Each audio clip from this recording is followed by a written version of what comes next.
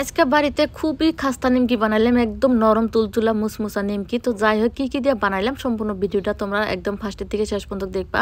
তো প্রথমে নিয়ে নিলাম একটা গাবলার মধ্যে দিয়ে দিলাম 1 বাটি ময়দা। আর এই 1 বাটি ময়দা দিয়ে অনেক গুণা আমি নিমকি বানাবো, আর খুব সহজভাবে বানাবো। এটা তোমার হাতে শেয়ার করবো, যে কোনো মানুষ এটা চাইলে বানান পারবো। তো স্বাদ মতো দিয়ে দিলাম নুন, তারপরে দিয়ে দিলাম স্বাদ বাড়ানোর জন্য কালো জিরা, এখন দিয়ে দিলাম সাদা তেল দিয়ে ভালো করে ময়ম মারতেছি। আর এই নিমকি যদি নরম করবার চাও তাহলে ময়মটা খুবই ভালো করে মারা নাকবো, নাইলে ভালো নাকবো না। আর যদি ময়ম না মারো তাহলে নিমকিটা খুবই শক্ত হয়ে যাবো, খাদি স্বাদ লাগে না। আর যাগর দাঁত নাই তারা তো খাওয়াই পারবো না। আর এইটা ছোট থেকে বড় বুড়া থুরা সবই খাওয়া পারবো খুব সহজভাবে। নিমকিটা তোমার হাতে শেয়ার করতেছি। তো অল্প অল্প করে পানি নিয়ে আমি একটা ডো তৈরি করে নিতেছি, যেরকম আমরা রুটি বানাই তার থেকে অল্প শক্ত করে নিয়ে রাখবো, যেহেতু এটা নিমকি বেশি নরম করা যাব না।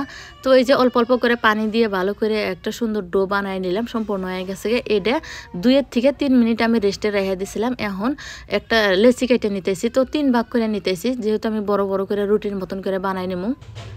আমি এখানে ময়দা ব্যবহার করছি, তোমরা চাইলে আটা ব্যবহার করা পারো, আটা দেওয়া খুবই সুন্দর নিমকি হয়। তো যাই হোক এই যে দেখতে চাও আমি 3 ভাগে ভাগ করে নেওয়ার পরে বড় একটা লেচি হয়েছে। তো এখন আমি ভালো করে একটা রুটি বেলে নেব। আর রুটিটা কিন্তু পাতলা করে নিয়ে রাখবো, বেশি মোটা করা যাবো না, মোটা করলে নিমকিটা ফুলবো না আর খাতেও স্বাদ লাগবো না। তো এই যে দেখতে চাও তেরা বেহা, যাই হোক নিমকিটা বানান গেলি হইলো। তো আমি তেরা বেহা করে ভালো করে ডইলে নিতেছি, একটা রুটি বানিয়ে নিতেছি। রুটিটা বানানো হয়ে গেছে এখন এই যে দেখতেছো কত পাতলা করে বানাইছি আমি, খুবই পাতলা, সাইডটা দেখা দিলাম।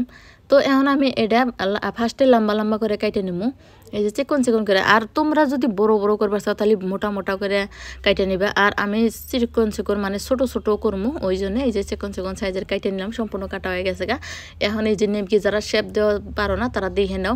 আর নিমকি কিন্তু যে কোনো সাইজেরও কাটা যায়।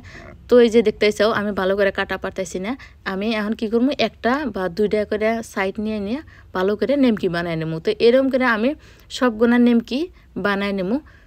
তো এই যে দেখতে চাও খুবই সুন্দর একটা নিমকি হয়ে গেল। তো এরকম করে আমি সবগুলাই নিয়ে নেবো। এই যে দেখো খুবই পাতলা হয়েছে আর একদম নিমকির শেপটা হয়ে গেছে তো একটার আমার বানান শেষ, এখন আমি এখানে বাইজা দেখামো। এই যে দেখতে চাও আর এবার করে বানা জড়ো করে তুলি কিন্তু দলা ধরে না। আর নিমকিটা কিন্তু সাদা তেলে ভাজা রাখবো। আর সাদা তেলটা আমি আগের থেকে দিয়ে গরম করে রাখছিলাম, মিডিয়াম হিট রাখা নেবো, একদম ফুল হিট রাখা যাবো না, মিডিয়াম হিটের মধ্যে দিয়ে দিলাম। আর এই যে দেহ এক এক করে খুবই সুন্দর করে ফুলে উঠতেছে। তো ওই যে অল্প পরে দেখা বা খুবই ভালো করে ফুলতেছে। তো বন্ধুরা কেরা কেরা বাইতে নিমকি বানায় খাও কমেন্ট করে অবশ্যই জানাবে। আর একটা কমেন্ট করতে কিন্তু ভুলবা না তোমরা।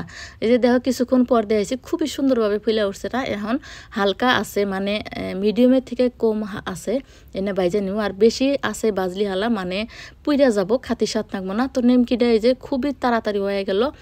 আর এই যে নিমকিটা আমি নামাই নিতেছি নিমকি গোনা। তো এরকম করে আমি সব গুণা নিমকি বানাই নেব। আর এই নিমকি চার হাতে খাতে যে কত স্বাদ লাগে, যারা যারা চা দিয়া খায় তারাই কও পারবো একমাত্র।